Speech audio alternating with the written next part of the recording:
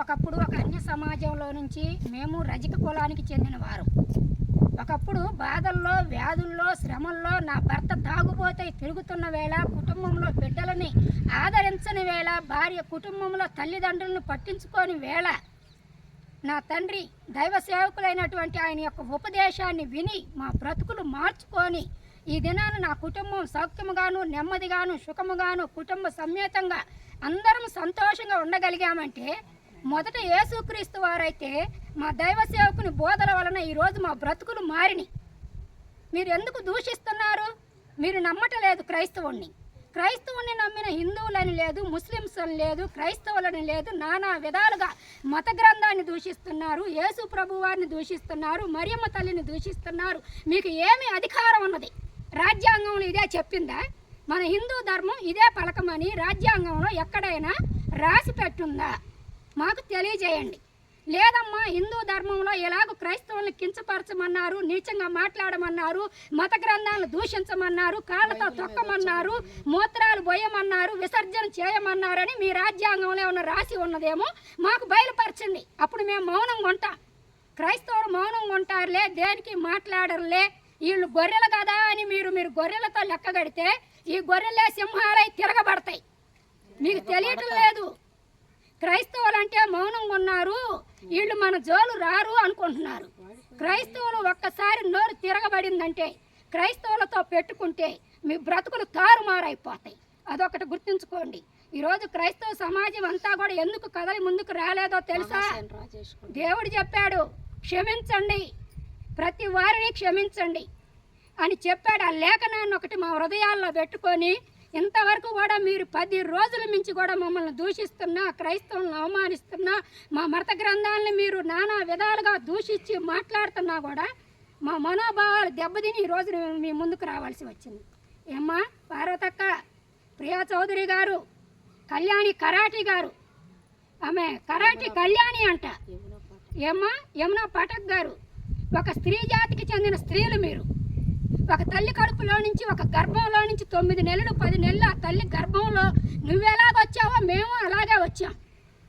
నీకు ఉన్న పురిటి నొప్పులు మాకు మానవ సమాజంలో మా స్త్రీలకు కూడా ఉన్నాయి. మాకు తెలియదా బాధ? స్త్రీల యొక్క విలువ మాకు తెలియదా? స్త్రీలు ఎలా గౌరవించబడాలో, స్త్రీలు సమాజంలో ఎట్లా మెదగాలో మాకు తెలియదా? మా దైవ సేవకులు మాకు బోధించారు. అన్ని సమాజంలో నుంచి మీరు వచ్చారు.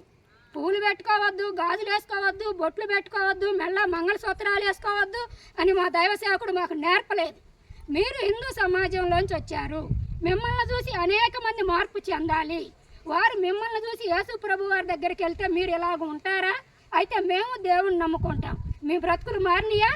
అయితే మేము దేవుణ్ణి నమ్ముకొని మా కుటుంబాలతో మేము సంతోషంగా ఉంటాం అని వారు సాక్ష్యం ఇవ్వాలి అని మా దైవ సేవకుడు మాకు బోధించాడు. మేము ఎక్కడికన్నా సమాజంలోనికి ఒక ఫంక్షన్లకు వెళ్ళినప్పుడు మేము క్రైస్తవులమే, కానీ అలంకరణ విషయంలో పరిశుద్ధత కలిగిన అలంకరణ కలిగి ఉండమని మా దైవ సేవకుడు చెప్పాడు. మీరు అడుగుతున్నారు కదా, పూలు పెట్టుకోవటంలో వ్యభిచారులు పెట్టుకుంటారా, నానా రకాల విధాలుగా పెట్టుకుంటారని మీరు దూషిస్తున్నారు కదా. పువ్వులు ఎంత పవిత్రమైనయో మాకు తెలుసు. అసలు పువ్వుల విలువ మీకు తెలుసా? పువ్వుల విలువ మీకు తెలిసిన వారైతే ఈరోజు మీరు ఆ పువ్వుల విలువను పట్టుకొని ఆ పువ్వులను విలువ తీస్తున్నది మీరే. ఒక్క మాటతో చెప్పాలంటే సమాజంలో పువ్వులకు విలువ లేకుండా చేస్తుంది కూడా మీరే.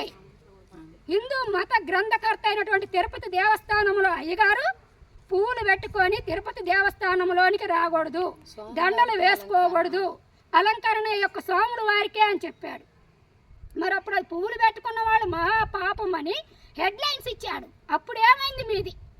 పువ్వులు పెట్టుకోవటమే పాపం అని ఆయన ఇచ్చినప్పుడు మన హిందూ ధర్మ సంస్కారం ఏమైంది? పువ్వులు పెట్టుకుంటే పాపమా అని మీరు ఎందుకు ప్రశ్నించలేకపోయారు? ఇప్పుడు మా తండ్రి నేనున్నానండి, నాకు బిడ్డలు ఉన్నారు, నా బిడ్డలు సమాజంలోనికి వెళ్తున్నారు. అమ్మా బయటికి వెళ్తున్నారు, సమాజం బహు భయంకరంగా ఉంది, మీరు ఎలా నడుచుకోవాలి, ఎలా ప్రవర్తించాలి, తల్లిదండ్రులకు మంచి పేరు తేవాలి, విధేయులుగా ఉండాలని నా బిడ్డలకు నేను బోధించుకుంటాను. అలాగే మా ఆత్మీయ తండ్రి సంఘంలోనికి వచ్చినప్పుడు ఆయన మాకు ఆత్మీయ తండ్రి అయినప్పుడు ఆయన మాకు బిడ్డలే కదా.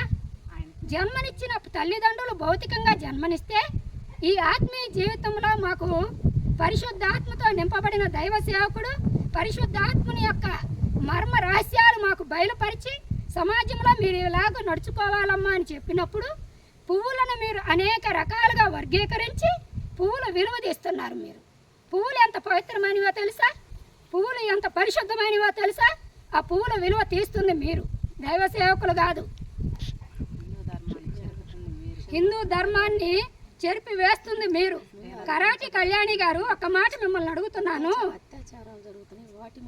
ఇప్పుడు ఎన్నో సినిమాలు తీసావు, ఎన్నో ప్రోగ్రాంలు చేసావు. ఆ పువ్వులను దేనికి మీరు ఉపయోగిస్తున్నారు ఒక్కసారి ఆలోచించావా? ఒక్కసారి నువ్వు ఆలోచించావా? పువ్వులకున్న విలువను ఎవరు తీస్తున్నారు? క్రైస్తవులా? హిందువులా? ఎవరు? మీరు లోకంలో సమాజంలో ఆడపిల్లల్ని రేపు చేసి చంపేస్తున్నారు చూడు, వాళ్ళ మీద మీ కనుదృష్టిని ఉంచండి. అగత్యాలు జరిగిస్తున్నారు చూడు, వాళ్ళ మీద నీ కనుదృష్టిని ఉంచు. దేశ క్షేమం కోరి ప్రార్థన చేస్తున్న దైవ సేవకుల మీద ఎదుగుతున్నారు, అనేక మంది బిడ్డలు ఆత్మీయంగా రక్షించబడుతున్నారు అని దైవ సేవకుని మీద విషపు చూపులు చూపుతూ ఎలాగైనా దైవ సేవకుని పడద్రోయాలని మీ హృదయాలలో ఉన్నటువంటి కక్షపూర్వకమైనటువంటి ఆ విష క్రోధాన్ని అంతటిని కూడా అణిచివేసుకోవాలని మేము మనపూర్వకంగా మీతో మాట్లాడుతున్నాం. అయితే ఇంకొకళ్ళు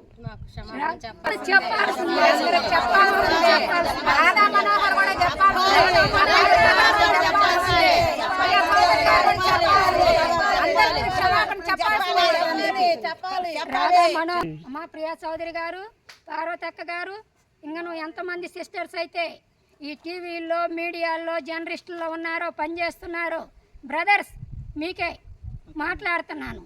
మేము అన్ని సమాజంలోంచి వచ్చిన వారమే. ఒక విగ్రహ సంబంధమైన పోలేరమ్మకి బలుల్ని ఇస్తారు చూడు, బలుల్ని ఇచ్చే ముందు ఊరి మీదకి వదులుతారు. ఎవరిని? దున్నపోతుల్ని అని మేము అనము, చెప్తున్నాను అని మేము అనము. దున్నపోతుల్ని ఊరి మీదకి వదులుతారు, వాటి ఇష్టానుసారంగా తిరుగుతూ ఉంటాయి, ఎక్కడ పడితే అక్కడ మేస్తూ ఉంటాయి, జీర్ణాలు చేస్తూ ఉంటాయి. కానీ ఎందుకు భయపడతారంటే ప్రజలు, అరే పిచ్చివాడా, అది పోలేరమ్మకు బలిచ్చిందిరా, ఇంకొన్ని దినాల్లో అది బలైపోతుంది, దాని జోలు బాగూడదు అని ఆ పోలేరమ్మ దున్నని ఏమీ అనరు. ఇప్పుడు మీ పరిస్థితి కూడా ఎలాగుందంటే, సమాజం మీద మీరు, క్రైస్తవుల మీద మీరు చేస్తున్నటువంటి దుర్మార్గాలు, అగాత్యాలు, మీరు మాట్లాడుతున్న దుర్భరమైన భాషలు ఎలాగున్నాయంటే, మీరు రేపొద్దున పోలేరమ్మకం కొన్ని దినాల్లో ఆ దున్నను బలిస్తారు అన్నగా మీరు ఎట్లాగైతే ఇప్పుడు ఈ దినాలలో మీరు ఈ రకంగా వెచ్చలవిడిగా మాట్లాడుతున్నారో, ముందున్న కాలంలో మీ జీవితాలు కూడా అలాగవుతాయి, గుర్తుపెట్టుకోండి, సరేనా? అదొక మాట. అలాగే అక్క, స్త్రీలు మణిపూర్లో జరుగుతున్నటువంటి స్త్రీలని నగ్నంగా ఒంటి మీద బట్టలు ఓడదీసి స్త్రీలకు మధ్యలో చేతులు వేసి నగ్నంగా నడి రోడ్ల మీద తీసుకెళ్తున్నప్పుడు ఏమైందక్క నీ స్త్రీ మానవత్వం? ఏమైందక్క నీ స్త్రీ గౌరవం? ఏమైంది? మణిపూర్లో జరుగుతున్నప్పుడు తెరవలేదే ఈ నోర్లు, విప్పలేదే ఈ గొంతులు? ఎక్కడికి వెళ్ళారు మీరు? కలకత్తాలో డాక్టర్ అమ్మ గారిని చదువుతున్న ఒక యవ్వన బిడ్డని అగాత్యంగా నలుగురు మనుషులు కలిగి ఒక స్త్రీని ఆగం చేసినప్పుడు ఎక్కడికి వెళ్ళారు? బ్రదర్స్ అండ్ సిస్టర్స్, ఎక్కడికి వెళ్ళారమ్మా మీరు? ఈరోజు క్రైస్తవుల మీద ఈ రకంగా దూషణ మాట్లాడుతున్నారే, ఇదే ప్రభావం, ఇదే గొంతు విప్పి మాట్లాడటం ఆ రోజు వాళ్ళ మీద జరిగినప్పుడు మీరు ఎక్కడ ముందుకు రాలేదే, ఎందుకని? ఈరోజు మీరు మీడియాకి ఎంత అమ్ముడు పోయారు? మీడియా వాడు అనుకుంటాడు, అరే పోలేరమ్మ దున్నకు బలినిచ్చావురా, అది ఎంతకాలం, కొంతకాలమే అన్నట్లుగా మీడియా వాడు కూడా ఎంతకాలం రా ఈ మిడిసిబాటు అనుకుంటాడు, కాకపోతే కొంత ధనం వేద్దాము అనుకుంటాడు. అట్లాగా మీరు ఎంత ధనానికి అమ్ముడు పోయారు? క్రైస్తవుల మీద ఈ విధంగా నానా రకాలుగా మాట్లాడతారా? మరియమ్మ తల్లి ఒక స్త్రీగా, మరియమ్మ తల్లి ఒక తల్లి గర్భంలో నుంచి వచ్చిన స్త్రీయే కదా, మీరు ఒక తల్లి గర్భంలో నుంచి వచ్చిన వారే కదా, పురుషులేమి స్త్రీలేమి అందరూ ఒక స్త్రీని వాడుకొని బయటకు వచ్చిన వాళ్ళేగా. అంత నీచంగా మాట్లాడతారా? స్త్రీలంటే నీకు అంత గౌరవం లేదు, నువ్వు మీడియాకెక్కి ఇంకా నువ్వు నానా రకాలుగా వయ్యారాలు వరగబోస్తూ క్రైస్తవుని తిడతావా? నీకు అసలు మానవత్వం ఉందా? మానవత్వం ఉందా? కడుపుకి అన్నం తింటున్నావా, గడ్డి తింటున్నావా అని మేము అడగం. నువ్వు పలావ్ తింటున్నావో, బిర్యానీ తింటున్నావో అది నీకే తెలియాలి.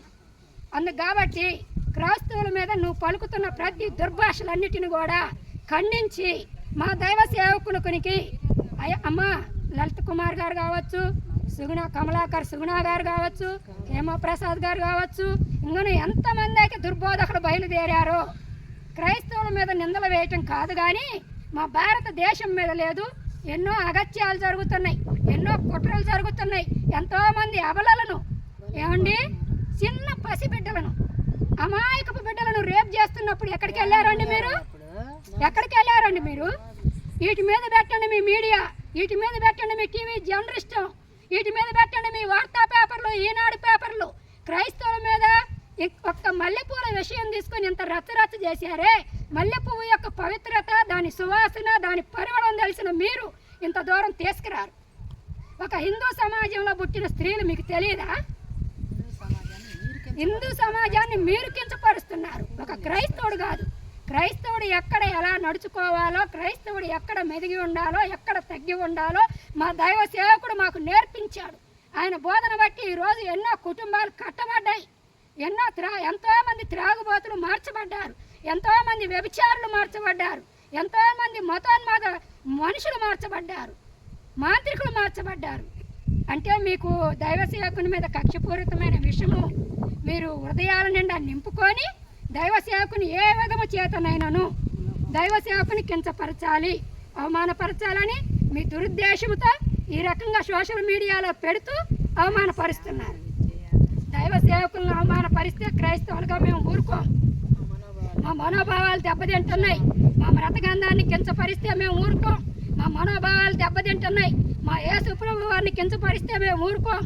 మా మనోభావాలు దెబ్బతింటున్నాయి. బైబిల్ గ్రంథాన్ని ఏమైనా నానా రకాల దోషణమైన మాటలు అంటే మేము ఊరుకోం. మా మనోభావాలు దెబ్బతింటున్నాయి. మా దైవ సేవకునికి మీరు క్షమాపణ అడగాలి.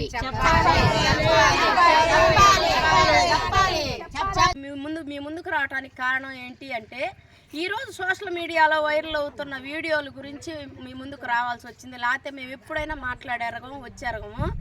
ఏంటి అని అంటే, శాలేమన్న గురించి ఎన్నో పూలు పెట్టుకోకూడదని ఎన్నో విపత్కరమైన నిందలు మాటలు ఆయన మీద విపరీతంగా ట్రోల్ చేస్తూ ఉన్నారు.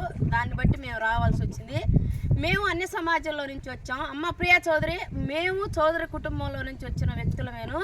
అయితే ఎప్పుడు మమ్మల్ని దేవుడు సన్నిధికి వచ్చినప్పుడు ఎప్పుడు మమ్మల్ని ఆయన పూలు తీసేయని కానీ బొట్టు పెట్టుకోవద్దని కానీ ఇదిగో మీకు ఇంకోటి క్రమాలు మాకు ఎప్పుడూ చెప్పలేదు. దేవుణ్ణి ఆరాధించాలి, ఆత్మతో సత్యముతో ఆరాధించాలి, నీ బ్రతుకు మార్చుకోవాలి అని చెప్పాడు. కానీ పూలు పెట్టుకోవద్దు బొట్టు పెట్టుకోవద్దు అని ఎప్పుడూ చెప్పలేదు ఆయన. ఆయన వాక్యాలు విని మా జీవితాలను మార్చుకున్నాం, కుటుంబాలను కట్టుకున్నాం. తాగుబోతులు కుటుంబాలు కట్టబడ్డాయి, మేము ఎన్నో జీవితాలు కట్టబడ్డాయి అన్న మాటలు విని ఈరోజు మేము ముందుకు రావడానికి కారణం ఏంటి అంటే, అన్ని సమాజంలోంచి రక్షించబడ్డ ఏ ఫంక్షన్కి వెళ్ళినా ఇప్పటికీ మేము పూలు పెట్టుకుంటాం, బొట్టు పెట్టుకుంటాం, గాజులు వేసుకుంటాం. మా అలంకరణ మేము, మా తండ్రి ఏమంటాడో తెలుసా, నీలాంటి వారిని దేవుడు రక్షించినందుకు వాళ్ళని బట్టి సంతోషపడండి అమ్మా. ఎవరికి అబ్జెక్షన్ చెయ్యొద్దు. ముస్లిం సోదరులకైనా హిందూ సోదరులకైనా దేవుణ్ణి తెలుసుకొని వాళ్ళ ఆత్మ రక్షించబడితే చాలు. కానీ శరీర సంబంధమైన అలంకరణ అతి మాత్రం ఎక్కువ అలంకరణ కాకుండా ఒక స్త్రీకి తగు మాత్రపు అలంకరణ అలంకరించుకోవచ్చమ్మా, ఏం కాదు, సన్నిధికి రండి, మీ జీవితాలు మార్చుకోండి అనే మాకు ఉపదేశించాడు, మాట్లాడాడు. ఆయన ఉపదేశన సారంగా మేము అదే చేస్తున్నాం, అలాగనే వెళ్తున్నాం. ఎవరైతే సోషల్ మీడియాలో మాట్లాడుతున్నారో, ఆయన గురించి వ్యతిరేకంగా మాట్లాడుతున్నారో ఆ మాటలన్నీ మరలా వెనక్కి తీసుకోవాలి, వాళ్ళ క్షమాపణ చెప్పాలి. ఈరోజు ఒక మరియమ్మ తల్లిని కానీ ఎంతోమంది దేవుళ్ళు మా స్త్రీలు కాదా, మరియమ్మ తల్లి స్త్రీ కాదా, దేవుణ్ణి దేవతని అని మీ దేవుడు దేవత దేవుడు అని ఇద్దరిని విభజించి తల్లిని యేసు ప్రభుని ఎంతో దూషిస్తున్నారు. అవి భయంకరమని మేము చెప్పలేము, మా నోటితో ఆ మాటలు మేము చెప్పలేము. అటువంటి మాటలు మాట్లాడుతున్నారు మీరు. కానీ అటువంటి మాటలు మాట్లాడుతున్న మీరు మరలా ఒక్కసారి ఆ మాటలు ఏమేమి మాట్లాడారో, మీ విధంగా హిందువులు ఏ మాటలు మాట్లాడారో ఒక్కసారి మీరు కూడా వినండి. మీ చెవులతో. స్త్రీగా నువ్వైతే వినలేవమ్మా ప్రియా చౌదరి. అమ్మా యమునా పట్నాయక్, నువ్వైతే అసలు వినలేవమ్మా. చూడమ్మా, నేను గౌరవిస్తాను స్త్రీలని అంటున్నావు కదమ్మా. ఒక్కసారి నువ్వు కూడా ఆలోచించి దైవజనుడి మాటలో ఏ తప్పు లేదని ఒక్కసారి నువ్వు క్షమాపణ అడగాలని మేము ఖచ్చితంగా మేమందరం, ఎందుకంటే మా మనోభావాలు దెబ్బతిన్నాయి. క్రైస్తవులుగా మేము స్పందిస్తున్నాము. ఒక అన్య జనుల్లో నుంచి మేము కూడా వచ్చాము. మేము పుట్ట క్రైస్తవులం కాదు, అన్ని జనులమే. కానీ మా జీవితాలను మార్చింది మొదట దేవుడు. అయితే ఆయన ఉపదేశం ద్వారా మేము మార్చబడ్డాము. కాబట్టి మేము నువ్వు క్షమాపణ, మా అన్నకి క్షమాపణ ఖచ్చితంగా నువ్వు చెప్పాల్సిందే. మా మనోభావాలు దెబ్బతిన్నాయి. సోషల్ మీడియాలో జరుగుతున్న కథనాలను బట్టి ఈరోజు ఈ విధంగా మీ ముందుకు రావాల్సి వచ్చింది. మేము ఎన్నడూ ఎప్పుడూ బయటికి వచ్చిన వాళ్ళం కదమ్మా. ఇదిగో సోషల్ మీడియాలో కొంతమంది స్త్రీలు మాట్లాడుతున్నారు. నేను ఎలా వచ్చానో తెలుస్తా క్రైస్తవత్వంలోనికి. నేనైతే పుట్టుకతో క్రైస్తవురాలను కాదు, నేను రెడ్డీస్లో నుంచి వచ్చిందాన్నమ్మా. ప్రియా చౌదరి గారు, నేను కొన్ని సంవత్సరాలు దురాత్మల చేత బంధించబడి విడుదల లేక 2 బిడ్డలుంటే చూసేవాళ్ళు లేక మరణ పడకల్లోనికి పోయానమ్మా. ఇదిగో ఆ దేవుడి దయ వల్ల ఏదో ఆ సువార్త విని ఆయన దగ్గరికి వెళ్ళినాక ఇదిగో తండ్రి సన్నిధికి వెళ్ళినాక ఎవరో కొంతమంది చెప్తే వెళ్ళా. నా అంతటి నేను కూడా వెళ్ళలేదమ్మా. కొంతమంది సువార్త చెప్పి ఇదిగో పలానా సన్నిధికి వెళ్ళమ్మా నీ బ్రతుకు బాగుపడిద్దంటే వెళ్ళాను. వెళ్ళి అక్కడ కూర్చున్నాక దేవుడు నాతో మాట్లాడాడు. నాకున్న బంధకాలు తీసేశారు. ఆయన మాటల ద్వారా ఎంతగానో మేలు పొందుకున్నా. ఆయన ఎప్పుడు ఎక్కడా మాకు చెప్పలేదమ్మా పూలు తీసేయండి, గాజులు తీసేయండి, బొట్టు తీసేయండి అని ఏ ఉపదేశాల్లో కూడా మాకు చెప్పలేదు. ఆత్మీకంగా ఎదిగిన వాళ్ళకి కొన్ని మాటలు చెప్పాడు.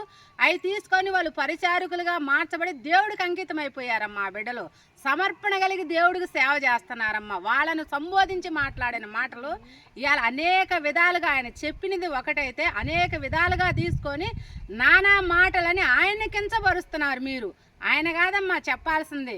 అక్కలారా ఎంతోమంది ఛానల్లో టీవీల్లో మాట్లాడుతున్నారు కదమ్మా. అందరూ మనం చెప్పాలా క్షమాపణ ఆయనకి, మీరు వచ్చి చెప్పాలా క్షమాపణ. మరి క్రైస్తవురాలు తల్లి మరియమ్మను గురించి అంత పురుషులు 4 కలిసి మాట్లాడుతున్నారు కదమ్మా, భయంకరంగా మాట్లాడుతున్నారు కదక్క. మరి అప్పుడు ఎక్కడికి వెళ్తున్నారక్క? ఇవన్నీ మీకు వినబడట్లేదా? సోషల్ మీడియాలో అవి కూడా వస్తున్నాయి కదక్క, అవి కూడా పెడుతున్నారుగా క్రైస్తవులు అనబడిన వారందరూ. మరి అవి చూడట్లేదా మీరు?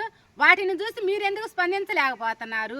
ఇవాళ స్త్రీలు బజార్లోకి వస్తున్నామంటే అవన్నీ చూసి హృదయాలు బాధతో నింపబడుతున్నాయమ్మా, వేదన చెందుతున్నాయి. ఆమె ఒక స్త్రీయే, ఈ లోకానికి రక్షకుడిని తీసుకురావడానికి వచ్చిన స్త్రీ ఆమె. మరి ఆ స్త్రీని చూసినప్పుడు మీకు వేదన కలగట్లేదా? బాధ కలగట్లేదా? ఒక మందిరంలో ఆయన బిడ్డలకు బోధించుకున్న మాటని తీసుకొని అది మీరు తీసుకోవాల్సిన అవసరం లేదు. మీరు వినాల్సిన మాటలు కూడా కాదయ్యి. సంఘానికి చెప్పుకున్నాడు, తన బిడ్డలకు చెప్పుకున్నాడు. నా బిడ్డ ఉన్నాడు, బయటికి వెళ్తున్నాడు, అమ్మ ఇలా ఉండు ఇలా ఉండు ఇలా ఉండకూడదు సమాజంలో నేను చెప్పుకున్నా. నా కుటుంబంలో మాట్లాడుకున్న మాటలని పక్కింటికి మీకెందుకమ్మా? మీకెందుకైనా అమ్మా మాటలని మాకు చెప్పుకొని అవి మీరు తీసుకొని ఇలా ఎంత విచ్చలవిడితనంగా మాట్లాడాల్సినంత అవసరం లేదమ్మా. ఒకసారి చూసుకోండి, గ్రహించండి. సోషల్ మీడియాలో ఎంత భయంకరంగా వస్తున్నాయో తనని, తన కుటుంబాన్ని, భార్యని, తల్లిని మాట్లాడుతున్నారు. మీ ఇళ్లలో లేరా స్త్రీలు? నువ్వు స్త్రీవి కావా? నీకు లేదా? నీ తల్లినంటే నువ్వు ఊరుకుంటావా? మాకు అవి నేర్పించలా. కుటుంబాన్ని ఎలా కట్టుకోవాలో నేర్పించిండు, సమాజంలో ఎలా ఉండాలో నేర్పిండు, సంఘంలో ఎలా జీవించాలో నేర్పిండు. ఒకప్పుడు మా దుర్భరమైన జీవితాలమ్మా. దేవుడి దగ్గరకు వచ్చినాక ఇవాళ కుటుంబాలు చక్కగా కట్టుకొని ఆయనలో ఆత్మీయతలో కొనసాగుతూ ఉన్నాం ఆయన బోధనలు విని. ఇవాళ మీరెందుకు అంత నీచంగా మాట్లాడుతున్నారు? చెప్పుతో కొడతామంటారా?